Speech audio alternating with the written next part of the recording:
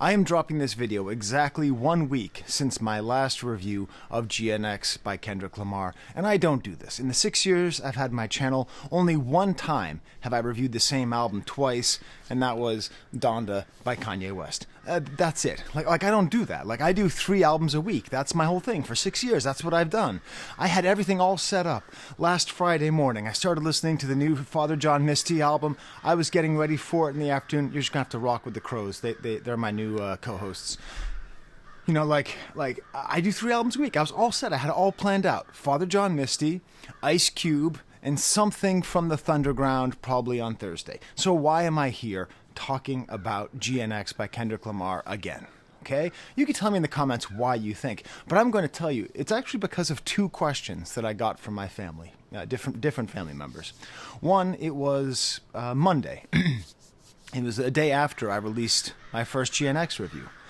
And I was still listening to the album, you know? And my daughter, my 16-year-old daughter, she's like, "Dad, why are you listening to this? Didn't you already review it?" And I'm like, "Yeah." She's like, "You don't usually listen to things after you review them."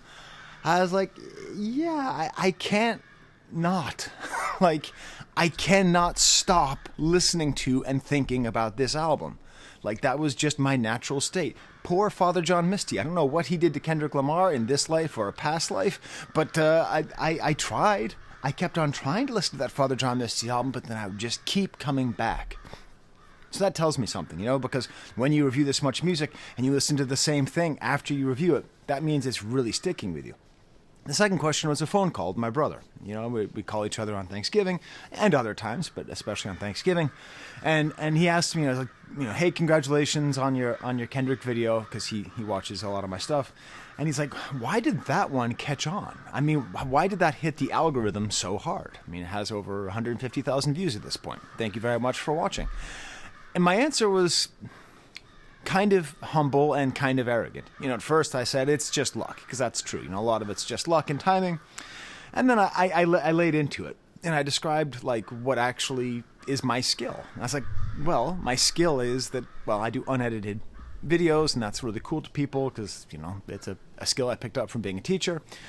And I do quick analysis. I don't do quick reactions, but I do quick analysis. And if I could be so arrogant as to state my worth, I would say that I do deep analyses in the time it takes other people to do quick reactions. All right? So that was why I think the video hit it off, because, how are you going to say so many cool things, so many interesting things about this album in just a couple days? That's not enough time, and then I did it. Which ties into this video. This video is the opposite, because you see, I look down on reactions, or I talk about looking down on reactions, but I watch them, okay? I enjoy them. I enjoy watching people's passion. I enjoy watching people's joy. So if I can do an analysis in the time it takes other people to do reactions, then can't I do a reaction in the same time it takes other people to do analyses? This is my reaction video. This is where I want you to see me go, "Oh, did he say that? Oh, okay, that's the moment. That's why I'm doing this. I'm doing this because I am addicted to this album and I have to listen to it all the time, and I want to share that with you. I'm doing this video because I want to make it, and god damn it, you want to watch it. You didn't have to click on this. I'm sure there's some other video that's interesting. We could be talking about Trump's cabinet picks, or whatever the hell it is you like to watch. I'm making this video, and it doesn't make sense. Because fuck being rational. I'm going to give you what they asking for, and what I'm asking for. Alright, so thank you for auditing the Always Positive New Music Review Show, hosted by a French professor. It is cold out here. If that doesn't earn your like and your subscription, I don't know what. The Crows... People tell me they like the Crows in the background, so you can tell me in the comments if you like them or you don't. I'm too much of a perfectionist. But yeah, I'm freezing my tauntaun out here. It's rough. So, what is this? What is this reaction? Well, it's also an evaluation, because if you are a longtime fan of my channel, you know that I don't wear yellow flannels to tell you that I think an album is top level. I only do positive reviews, so if you see me review something, it means I like it. But the word I use is masterpiece, right? I try not to use that word except when I really know it. And as a matter of fact, one of my more successful videos is my review of Kendrick's Mr. Morale and the Big Steppers, and that was my question. But is it a masterpiece? And I didn't even ask that question of GNX. I think because on some level I thought there's no way that it could be. But I'm going to go back and I'm going to ask, is it a masterpiece? That's my thumbnail of that video. Is GNX a masterpiece? Because it really could be. Is it maybe the best rap album / best album of the year? I said confidently a week ago, absolutely not. I gave you a whole list of rap albums that I knew were better. You know, the Elucid album, Revelator, awesome. Ka, Thief Next to Jesus, awesome. Not just because he passed, but him passing helps to remind us how special his music is. Denzel Curry, I mean, how good is this album, you know? I didn't even mention Mach Homie, but this album has to be one of the best rap albums of the year. I didn't even mention LL Cool J, one of the best rap albums of the year. And definitely, I would say the album that has been the best album of the year up until this point, with quite certainty, is Blue Lips by the mentioned on the album Schoolboy Q. So I just said confidently a week ago, oh yeah, it's not up there with that. I'm not sure anymore. After a week of living this album, of being so into this album, I literally cannot listen to anything else, despite the fact that, like, this hobby that I do, this channel, this thing that I do, is kind of dependent on me reviewing different kinds of music. I cannot stop it. I did the Culture United roundtable with Justin Hunt and a whole bunch of other people who I'll mention in a second. And, we're all kind of sitting there and they're all ranking, and I sort of wonder if their rankings are the same now too. And there's one part of the discourse that drives me crazy. And the part that drives me crazy is everyone talking about there being another album. And part of me just wants to say, are you out of your mind? I'm not saying it's not possible. But is that how burned out our pleasure receptors are? That we hear an album this good, and the first thing we think to say is there more? I'm going to tell you a personal story. One time, so my parents were not particularly nurturing, but they did buy me stuff, so that was cool. In particular, my dad, that was sort of how he showed me love, was just by buying me stuff, which sounds weird, but it made sense at the time. It still makes sense to me now. And so one time we went to, I think Ben Franklin's was the name of the store, and he bought me a Transformer, Dinobot. I think it was the Triceratops, or Grimlock maybe? I forget his name. And and I was playing with it at home, and then my mom said, "Did you have a good day?" And I said, "Yeah, I had a good day. Hopefully I have a good day tomorrow. And hopefully Pa buys me another Transformer." And she just looked at me with a very stern voice and just said, "Skye, I want you to think about what you just said." And she closed the door. God damn, if I didn't think about it, if I did not actually understand, I must have been 10 years old and I somehow understood that I was being too greedy, okay? This album is Grimlock. This album is going to Ben Franklin and having your dad buy you a Transformer, and everyone's sitting here, "Can I have another?" And let me go on to one other piece of discourse that comes around here. People sort of very confidently saying it's just a mixtape. Has this year not shown you that just mixtapes might end up becoming the best and most meaningful albums that are released? That Doechii album is just a mixtape. And the chances that her real album are better than that are slim. Glorilla released a mixtape and an album, and her mixtape is far superior to the album, in my opinion at least. Denzel Curry, okay? This is just a mixtape, and it's one of the best rap albums of the year. There is a freedom, a joy to the mixtape. It turns out kind of a precision and a brevity. It's less liable to be filled with stream bloat or with thought bloat. It's less likely to be self-indulgent. It's more likely to be loose. It's more likely to be free. We need to get our minds free of the idea that things are just mixtapes. We should come up with some kind of different terminology than just a mixtape. Just call it something more direct. Something less thought out. And this album, the concept of GNX is no concept. It's concepts. I've talked a lot about the different concepts, and I will talk more about new concepts. Don't worry, I'm not just going to stare at the camera saying, "Did he just rhyme this with that?" I'm going to give you some more ideas. But that's part of the joy, is that we're not shackled to Mr. Morale. Who's Mr. Morale? Who's the Big Stepper? Is he the Big Stepper now, or is he Mr. Morale? Is that the same person? Are the Big Steppers his... Is he supposed to be Jesus? Okay. F a double entendre. And I think this ties into a term that I used. I used the term lazy. Talking about this album, FD Signifier in his video used the term low effort. And I think I would like to replace that, because I said lazy with a caveat. I said some things seem lazy, but it could be intentional. And I don't think he's being intentionally lazy, and I really prefer FD Signifier's term low effort, because I think it takes effort. It takes effort to be low effort when you're a perfectionist, like Kendrick is. Like, it takes effort for me not to re-record the video with all those crows, because now they've stopped talking. They totally stepped on my whole intro, you know? But it's not low effort what I'm doing. It's just raw. And this album feels raw, and I love it. And he still just ties in all of these repeating themes, and because he's freed of having to have one central focus, he's allowing these other things to come into mind. But I will say, this actual morning when I was walking the dogs outside and I said, it's too cold, I can't record outside. But I'm still recording out here because it's still Thanksgiving break and there's still way too many people in my house for me to record inside. It does sort of have a central theme. And I'm going to put it forth now, and I'll come back to it throughout the video. It's memory. It's cultural and personal memory. You know, talking about the GNX, to a certain extent, GNX is a vehicle of memory, of a kind of excellence, a kind of vanished excellence, preserved and promoted through this album. He's taking the good parts of the past and not shying away from the bad parts, but it's not just nostalgia. It's like curation. It's cultural and personal harvesting of the past for a better future. That's what this is. That's why I think it's so important that he's not doing...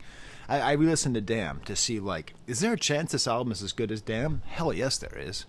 Because there's no goddamn U2 feature. That still bugs me all these years later, you know?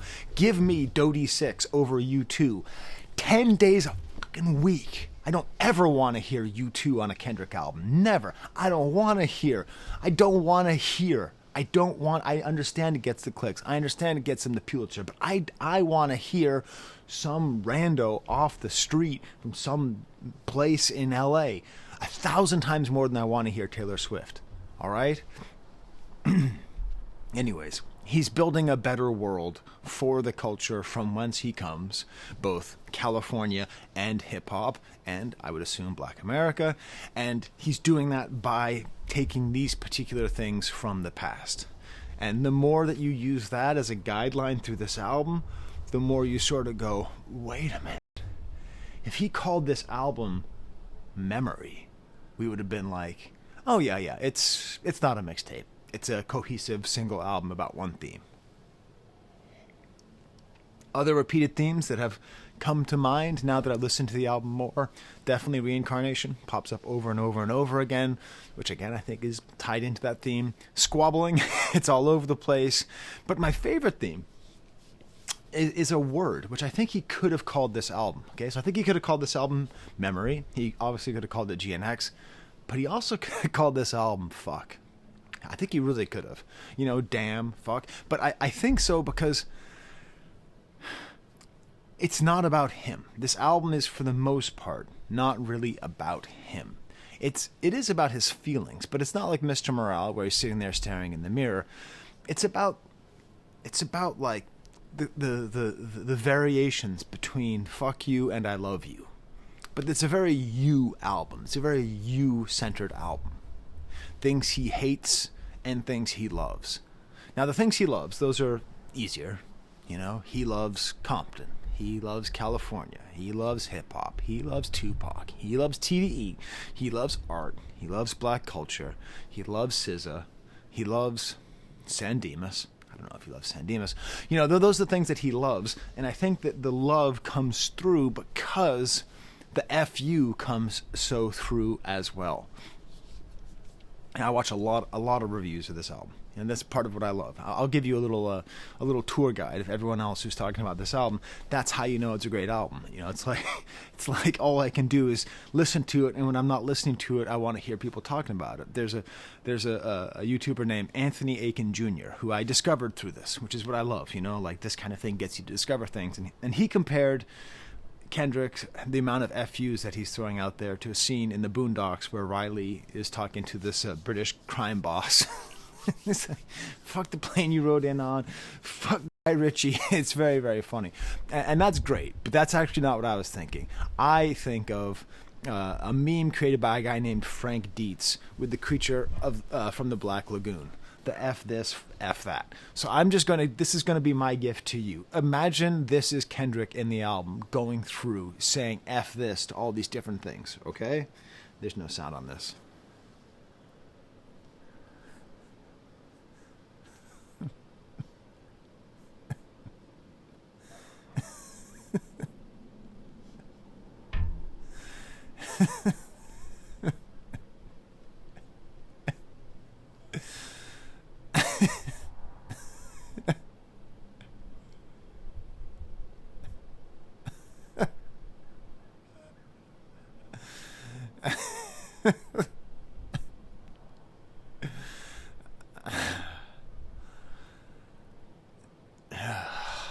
Just so much, so many.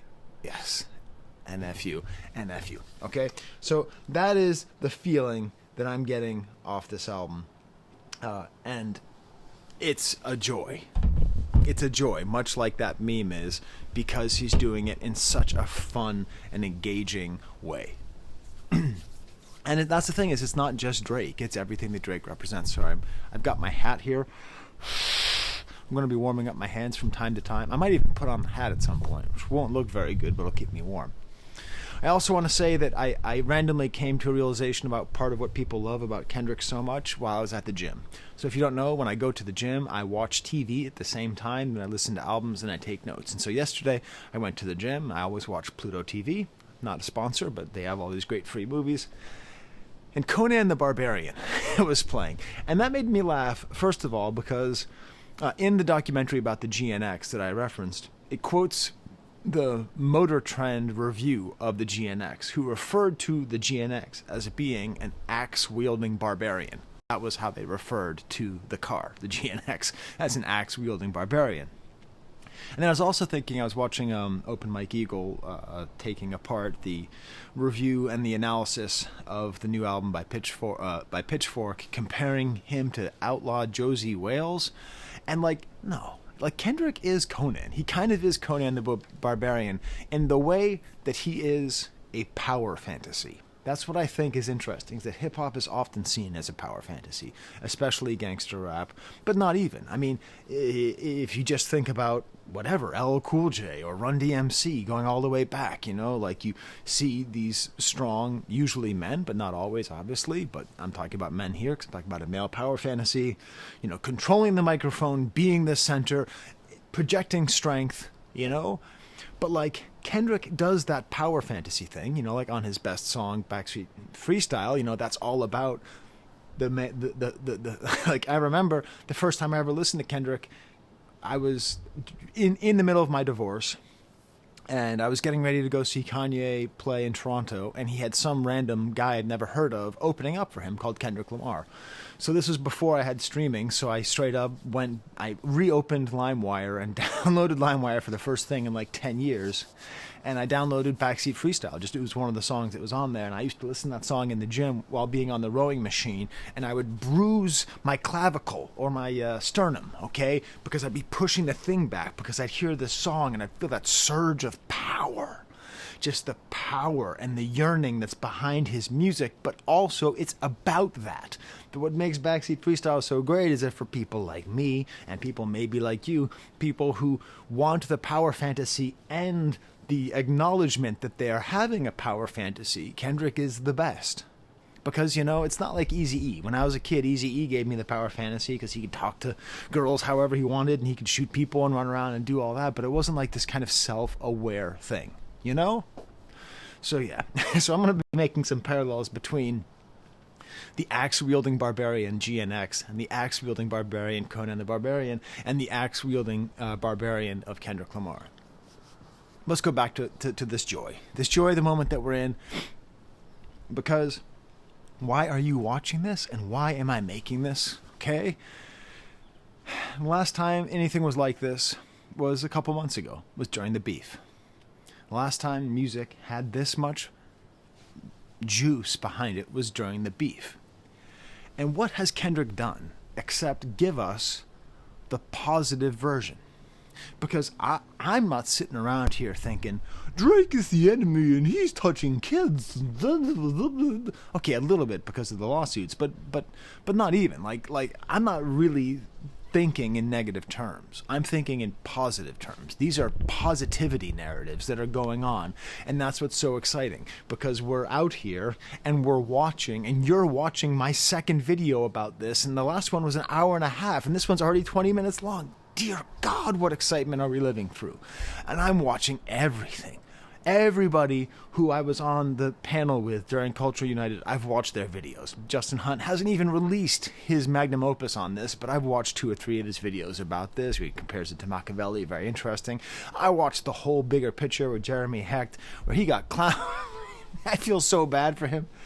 His co-host told him that Kendrick liked his work, and then... and it was a joke. Man, I feel bad. You know, Curtis Kiggs would do great stuff on it. His stuff with Justin was awesome. FT Signifier shouted me out on his video, which was unbelievable. Absa-fucking-lutely, such a hard name to try to promote. Just look up Absa, ABSA, and then Kendrick, and you should be able to find her videos. She did a live stream, and she like reflected how I felt, which was like stressed by how good it is. Like, you just feel like I don't even know what to do. It's so good. How do I describe it? Like the stress you feel when you experience art so good. You know, Open Mike Eagle, I always love watching his stuff. He's just releasing more and more stuff on YouTube, and it's so good. And he's someone who really has this great inside and outside perspective and LA perspective. And he's someone with the balls to say that he does not like Machiavelli-era Tupac. I don't think I do either. I think I remember when Machiavelli came out. I was in freshman in college, and my roommate Josh, grandson of Maurice the Pants Man, he bought it and was playing it, and I didn't. That actually probably turned me off of Tupac for a couple of years, because I didn't really know Tupac at all at that point. Anyways, I like it now, but I take Open Mike Eagle's point that that's not the best Tupac era. You know, other people who I've recorded with, you know, like Eric the Young God has an amazingly funny story about the album dropping that echoes mine. You know, just the excitement. And he does a really good job of emphasizing the vocal performance, which is maybe an aspect I haven't heard anyone else talk about. But it's like I have to go to this dude recording literally in his bathroom somewhere in like northern Florida to realize, yeah, you know, we do need to focus on the vocal performance. You know, Read My Soul, who I mentioned a couple other times, talks about the hunger in this album. And it's like, that's such a good way to put it, like how hungry he is. Like, why is it that no one else used that word? How did he think of using that word? Because we're all working together. Like, we are all this like awesome community, and even you watching this with your talking to your friends or whatever, boring your cat with how great this album is. Like, this is what great art can do. This is what, like, you know, this is how people must have felt after watching Empire Strikes Back. And just like, oh my God, what does this mean? What does that mean? And even like the shorts, the dudes on the shorts, JF Music is doing great videos and freestyles on it. And Bluster came out with the term controlled crash out, which I think is a good way. And even the undisputed king of music criticism online, Anthony Fantano, let his video ride 30 minutes. Thank you. Dear God, can we get some longer reviews? He's got a lot of great. I understand, you know, he's got a thing, and people don't watch if it's too long, but. I enjoyed that. I would way rather watch one 30-minute Fantano video than 3 10-minute videos. You know what I'm saying? So as I get into this album, I'm not even going to go like super deep in depth or anything, right? Because this is just a reaction. This is just me talking about my reaction. I will tell you, it's fascinating because When you like an album as much as this, you try to do something, you put it on shuffle. You just kind of go, I'm going to put it on shuffle. I'm going to see what happens. Like, okay, so the first track is not going to be Whacked Out Murals. The first track is going to be Dodger Blue. What does that do to your listening? And it totally stands up to that. But also, it reminds you of the album is so well sequenced, because actually the passage from TV Off to Dodger Blue is the best part of the album. Because you know it's coming. And even though I didn't like Dodger Blue that much the first time, I've been listening to it all week and it's so good. And that's the thing, it's waiting. It's waiting. That's what you can't do when you talk about an album the first couple days, is you don't know what it is that you're waiting for. And great albums, great movies, great art, the whole is beautiful. The macro is beautiful.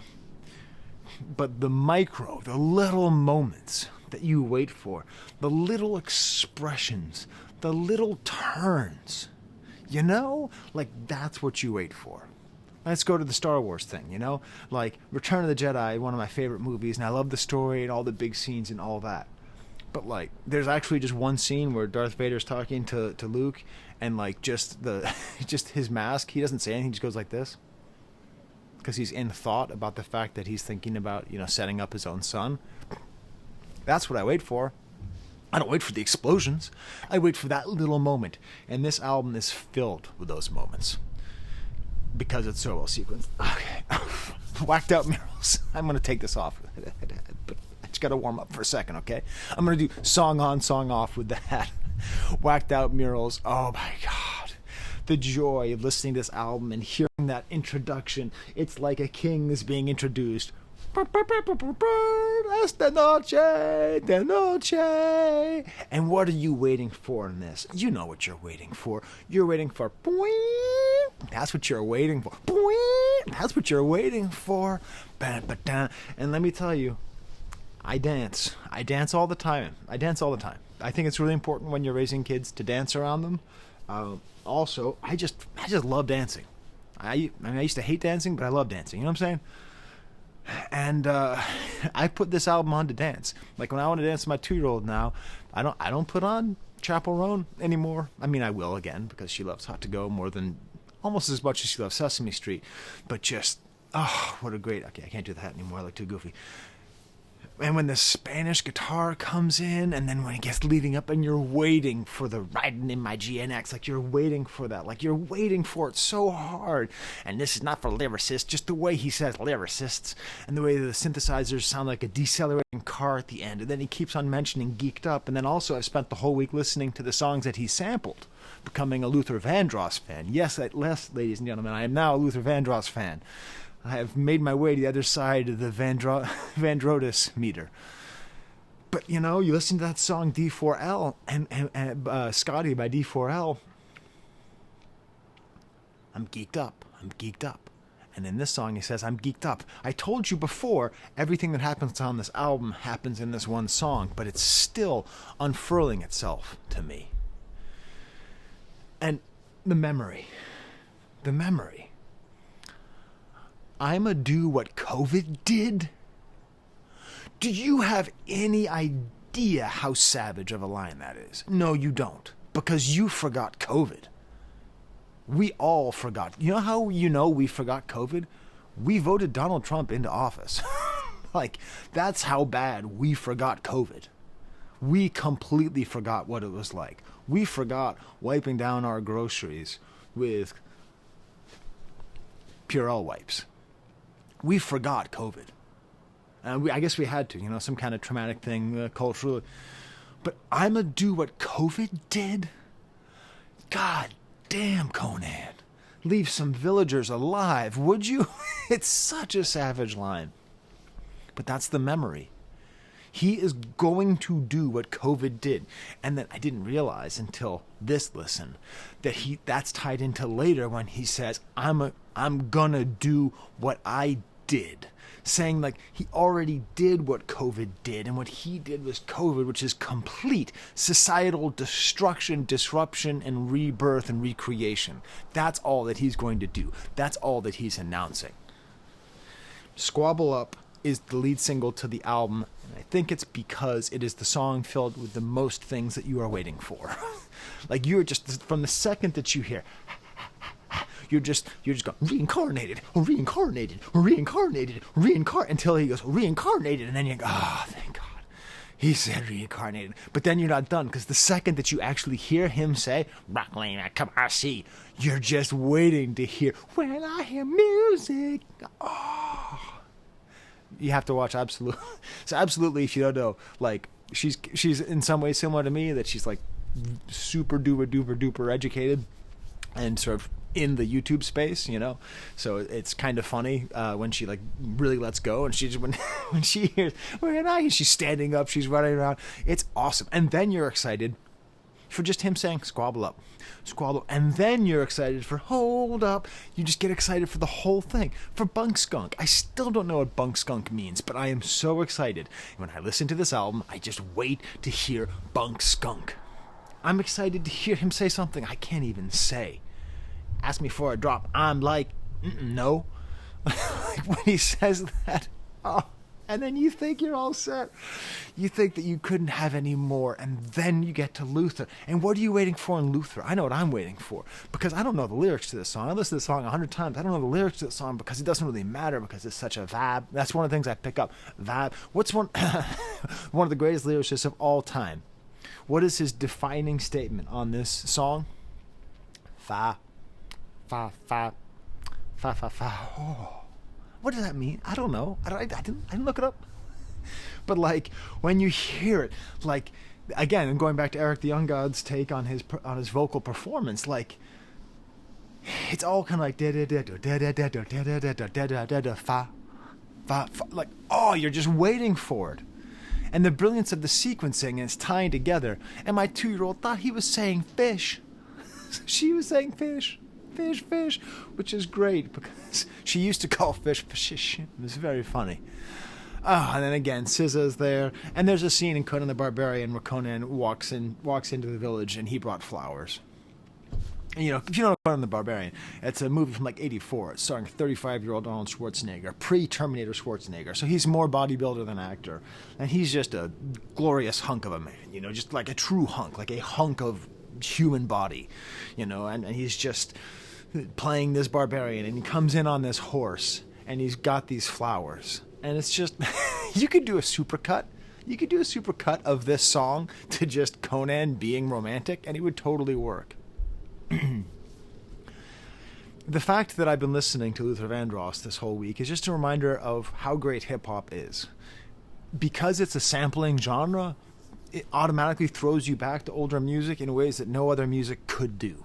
Okay, so rock and roll, whatever. When Led Zeppelin would cover, whatever, when the Rolling Stones would cover a Robert Johnson song, I would go back and find the original Robert Johnson song. So that's how I discovered a lot of blues music, right?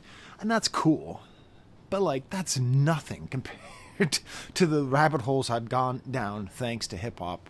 And also, I didn't even mention, this has to be in conversation with Otis by Jay and Kanye, because it's called Luther, you know, just like soul singer's first name. Also, Kendrick is just, he's a killer, man. These lines, I mean, I'm not a player, but you're still a hater. But like, I can't lie, I trust you, I love you, I won't waste your time. I turn it off just so I can turn you on. So he's like, I can't lie, I love you. Like, that's what women want to hear. And then when it comes time to turn her on, he can turn into a jerk. You know what I'm saying? He can turn off that lovey-lovey because, you know, in general, women don't want to be, you know, fawned upon, don't want you looking in their eyes and saying, you're my princess, when it's time to get down. You know what I'm saying? Like, when it's time to get down, you have to get into sort of a more Conan-y primal mode, right? Like, that is more desirable outcome. Jesus Christ, what am I talking about? Is my brain freezing? Am I talking about this? Point is, it's a very effective lyric because it conveys basically angel in the streets and devil in the sheets, that basic idea. Man at the Garden. Rainy atmosphere.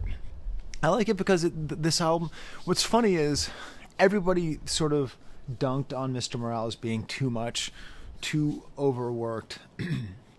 And then we got hooked on it because this album, a lot of the discourse has been on the most morale-like tracks, and this is one of the, there's like 3 or 4 morale-like tracks, and this is it. But I'm telling you, what are you waiting for? What are you waiting for? Okay. Why should this album have been called Fuck? Because when he says, tell me why you deserve to be the greatest of all time. Now, I listen to this album most of the time on the edited version because my 2-year-old is 2, and I don't want her repeating the N-word. I don't care if she swears or whatever, but it's really hard raising kids on rap music because I don't care about the profanity, but I do care about not understanding the context of that particular word, right? So I listen mostly to the edited version of this album. And it sucks because that motherfucker at the end is really important because it makes it ugly.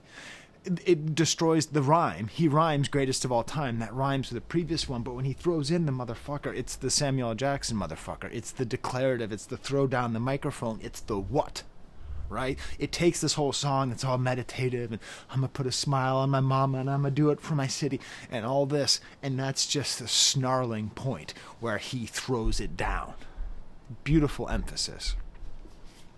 Hey now, every single banger track on this album gets better and better.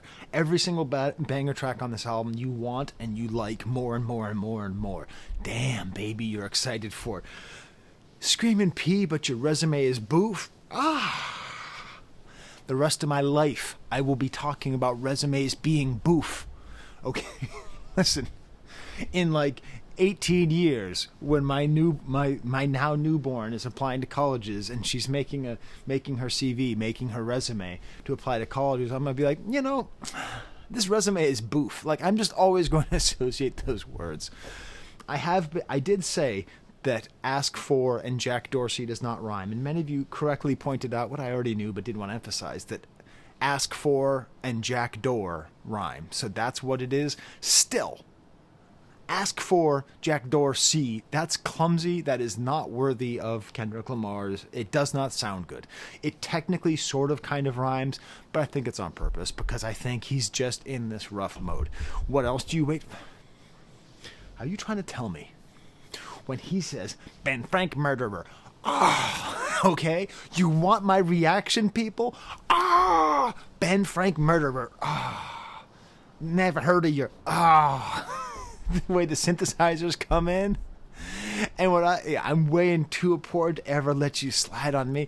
And then one of my favorite things about FD Signifier's videos, he said this is his favorite song, and I'm like, what the hell? How is this his favorite song? He's been kind of dunking on this, not dunking on it, but pointing out the fact that it's low effort. And this song, it feels like one of the low effort ones. It's because it's quoting the song D4L, and like that's the whole thing. I mean, Scotty by D4L. It's like, hey, that's not that super well-known song, and it's breaking out of the whole West Coast thing because it's not a West Coast song. It's talking about Bankhead, which is in Georgia. Like, why is Kendrick bringing that? Why is Kendrick bringing this up? I don't know. He's expanding. He is throwing a little tiny bone to those that know. Does that include me? No, I wasn't paying attention to rap music when this song came out. I'd never heard of this song until this moment. But FD Signifier did. and if I cannot convince you to listen to the Eric the Young God review. Seriously, if you don't know Eric the Young God, you gotta check his stuff out. It's really, really good. He's like in grad school, so I feel for him because he's going through a lot of tough stuff. But he talks about the way that a stripper introduced him to this song, and you've got to watch the story. I'm not going to ruin it for you. I'll just tell you that. Dodie Six is probably the best guest appearance on here, just for the opening line. Who the fuck I feel like? I feel like Joker. Like the way he says, like, I feel like Joker. Reincarnated again. It's interesting because, I was listening to this album just nonstop. So I picked my son up from the airport. Frederick Douglass International Airport is the Rochester airport. We don't have that much up here. It's very cold. But we do have a Frederick Douglass Airport, which I think is one of the coolest. No, that is the coolest airport name in the world. Come at me. You give me a better airport name than Frederick Douglass International, okay? Anyways, so I pick him up at Frederick Douglass. And he was saying that he heard a lot of DMX in this. And I didn't really quite agree with him on that, but I will agree that it does sound like Tupac. He's obviously imitating Tupac's cadence, but it's way more Kendricky and yelly than I think people are giving him credit for. Yeah, and I think I don't think it's he's reinforcing it. He's just the way that this guitar unfurls and these strings, the little pause after he says Isaiah 14. And to me, this goes back to that question of memory. The song is so much about like these memories of past lives, but it's really about the present and how is it going to pertain to the future. This is the most talked about album, and it's also the most Mr. Morale, not a coincidence. TV Off is the middle of the album. I told you, re-listenability is about waiting. Are you waiting for something? Was there some part of this album, was there a couple syllables that you were hoping I would talk about because you want to hear those two syllables put together because of the joy they bring you, because of what this man birthed out of his own goddamn head? Do you want me to say those words? Well, not yet. I gotta talk about the rest of the song. You gotta wait. Are you sitting at home going, is that what you're doing? Because you're waiting for a lot in this song. This song makes you wait. Dan, dan, dan. You're already waiting through that woozy sample at the beginning. And then just, all I ever wanted was a black Grand National. Being that whole first verse is as strong as opening verses can possibly do. And you're waiting for, it's not enough. And you're waiting for, somebody's got to do it. And you're waiting for Alpha and Omega. And you're waiting for Survived Outside with Nothing, all from the music. What? You're waiting for Hate on a B Word who hates on a B Word. Oh my God, you're just waiting for the middle. And the Imperial March. Da, da, da, da, da, da. You're waiting for, hey, and the weakness of Kendrick Lamar. And he goes, hey, you see all the memes. Why do the memes work? Why was he so smart to come up with the most memeable song of the year? It's the hey. Because the two syllables I'm going to say that you're saying to yourself that you're waiting for. Before that, before the strongest yell, before the most Conan the Barbarian jumping off his horse, doing a backflip and chopping the head off of a centaur, before you can see that, you have to have Conan the Barbarian healing from his wounds in the desert and sitting there and being like, oh, I'm so weak. Hey. And then just a little, hey, how come you've never heard Mustard on the Beat? Oh, how come you haven't heard that yet? How come you haven't heard that in the song now? Because now it's setting up. And now it's time for Mustard! That's why. And you were waiting the whole fucking album for it. And it's right in the dead center. 7 out of 12. In the middle of the middle of the middle. It's right there waiting for you. And it is the profundity and the profound stupidity of this album at the same time. Because its profundity might come from its stupidity. It might come from the fact that we just need good-ass rap music again. We just need good-ass rap music that has dumb themes, smart themes, just good stuff again. Can we just have good stuff again? Could we just have like more Nazi-like stuff? Can we just have, it doesn't even have to be De La and Public Enemy. It doesn't even have to be Jay-Z. Can we just have good stuff again? Can we have good stuff again? Do you know what tells us we can? The fact that every single goddamn company and every single meme everywhere is screaming Mustard. It is a very important moment. It is the moment of the year. It's not like us. Okay, Not Like Us obviously is still the biggest song of the year. Yes. But Mustard has taken all of the negativity of that memeable song and A minor and all that stuff and funneled it into something positive. Funnels it back into something that goes all the way back to James Brown shouting out Maceo. Okay, his horn player, all right? Goes all the way back to every MC in the history of goddamn universe shouting out their DJ. This is that moment of collective creativity and joy and passion, and it's Mustard. Fuck, man. It's not a joke. It's not a silly meme. It is a joke. It is a silly meme. It's Mustard. Need to get that Mustard sponsorship from Edmund Fallow. 150,000 views of me talking about your mustard for 5 minutes. And you're also waiting for the Biggie quote. And also, is he trying to start a coastal battle? Okay? Is he? Like, are there any New York rappers left who might object to the King of California quoting Biggie like this so shamelessly? I know he's paying homage, but there was a time where you might consider that to be coming through and crushing the buildings. There's an awesome scene in Conan the Barbarian where James Earl Jones, who plays plays like the big bad guy, talks to Conan and says, Steel isn't powerful compared to the flesh. And he calls and he asks one of his followers to come see him, and she's up on a cliff, and she just straight up jumps off the cliff and dies. It's so sick. He's like, that is power. He doesn't have the, but I don't know, right? This song is steel and it's flesh. Then it leads into Dodger Blue. The best part of the album is that sequencing. It's just, the song rules. It just rules. At the first time I didn't know if it rules, it does rule. Then we get to Peekaboo, that Fractured Soul sample to start. Does this song rule? Of course it rules. It's just a great, catchy song with 1,000 hooks and a silly chorus that's a point. The low point in the entire album is the finger in the butt line. Just the one thing I didn't need. I just don't need that. Like, this whole album manages to be vulgar but not crass, you know what I mean? And that, to me, just stepped over the line, but that's okay. Because in general, the interaction with zOMFGx is just really good. And what are you waiting for in this song? Well, I didn't know what I was waiting for. But it turns out what you're waiting for is bing, bop, boom, boom, boom, bap, boom. Which, of course, is a reference to the meme from a decade ago, Super Hot Fire rap battle. The guy with the glasses doing that. Oh, that whole thing. I didn't get it then, but I got it now. Here's some actual analysis for you, okay? He's making fun of you. He's making fun of me. Because the whole point of Super Hot Fire is that he's a bad MC, okay? I just broke up with my girl. Here's her number. Psych, that's the wrong number.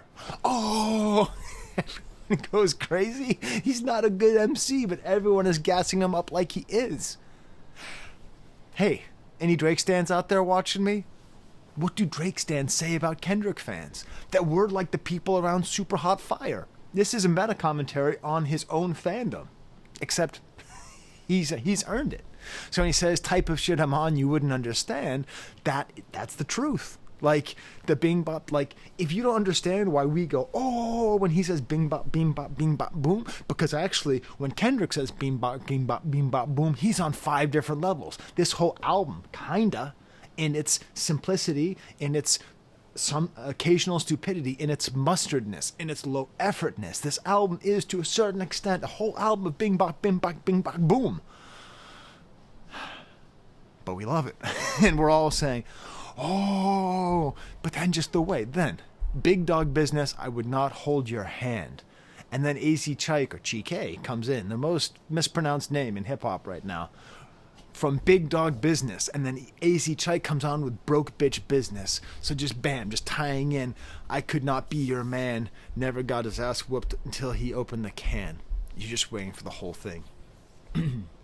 There's a scene in Conan the Barbarian where he's being basically crucified on a rock, and he's out there for days, and a vulture shows up and starts picking at his chest, and he reaches over and he bites the vulture's neck and kills it by hitting its carotid artery.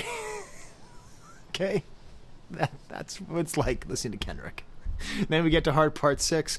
This is maybe the least excited for on the album, but it's still so listenable. It's just still nuts. Like, you need this because this is the mixture of love and hate that this album represents. The love you and fuck you of this album, and this is just the love you, and I talked about this in my last review. I will say I love that he shouts out Absol. I did get a message from Absol, who had watched my review of his album, and he said it was really good, and so I was just, makes my day. Whenever an artist reaches out to me, it just makes my absolute day, you know? And I told my wife, and we play Pokemon together, and she's like, is this a joke? I don't understand. I was like, no, Absol, you know, I reviewed his album. She's like, oh, okay. Because I thought you were talking about the Pokemon. And so when I went to bed, she's like, well, feel free to wake me up if Bulbasaur texts you. Anyways, just kind of funny. He also... Okay. So if you listen to enough Tupac, you know there's two words that Tupac uses. That basically, if you want to do a Tupac impersonation, just say one of these words and you will get there. And he uses one of the Tupac words, which is penitentiary. Penitentiary. Like, basically every Tupac song since he got out of jail uses the word penitentiary. It's a very Tupac word. He uses it here, and I think it's on purpose. Now, he doesn't use the other word, which is adversary. Enemies! You can also say that. That's actually very easy. If you really want to get into your Tupac, just say the word enemies. F you, I love you, all about the album. The string production's amazing. GNX is the most hated on song here, but that's just because no one loves a Posse cut, but he needs to put all these people on. And this is what's going to happen, by the way, or what could happen. All these people might get higher views, more ears on them because they're on this project. And then we're going to get to know them better. And then we're going to come back to this and we're going to recognize we're not going to be bombarded by new voices, which is what this song is. And we're going to say, oh, cool. Remember when they all worked together? Oh my God. I can't believe that Big Hida and Peso were on the same track at one point. What a world to live in, you know? It could be that way. This could be the future. And Young Threat makes reference to Lizzie McGuire and Bob the Builder while whispering in a menacing way. And I think the real truth is that this song is Kendrick just loving it. Because he says, I'm tripping and I'm loving it. He's just tripping and he's loving it. He's just tripping and he's loving it. It's great. The album ends on Gloria. It's my least favorite song on the album. It's Gloria. I still love it. My problem is this. Punchline songs are tricky because punchline songs end up where you focus so much on the punchline that you lose sight of the rest of the song. Because, like, the singing by SZA is just so gorgeous. And the way it interacts is so great, but then once you know the punchline, you're just recontextualizing it in the terms of the pen, and you're thinking about this amazing treatise on the fragility of creativity. That's what this is. It's not just about writer's block, it's about the fragility, about how creativeness is like being in a relationship where you don't know if it's going to last. The fear of your own passion, the fear of your own genius. It's unbelievable. So I think this song is the only song that's better in shuffle. Because I like it just kind of popping up, not being like the end of the album. Because to me, it ending like this ends up being too much where it's like about that. And this album isn't about creativity, I don't think. I mean, that's one of the things it's about. But it ends up sounding like the sort of end. I will say, though, that, the final lines, logical explanation don't exist, flipping pages, chapter after chapter, probably remarry and head to Vegas. I like this because realizing it, you know, a wedding is supposed to be a very fancy, formal thing, you know, and a wedding in Vegas is supposed to be kind of shoddy and quick. This album is not a big wedding with a guest list and a registry. This album is getting married at a drive-thru in Vegas. B-words getting marked out. They can't erase our history. The margins ain't big enough. They all led by bigotry. I just missed the lead because there's lead in pencils. I just kind of missed that and bigotry. And the Spanish guitars take you out, and it's a full loop. So there you go. There's my reaction 1 week later. Is it a masterpiece? Yes, of course. Of course it is. God damn it. He's not missing. Well, you think just because the first time you listen to it, bing bop boom bop bing bop boom. Do you understand? All right. Well, it is officially too cold, and I'll check my baby monitor, see if my 2-year-old is up. Hey Patreons, I love you, but I'm too cold to even get out the sheet. So thank you all. Watch my last video. There's the camera.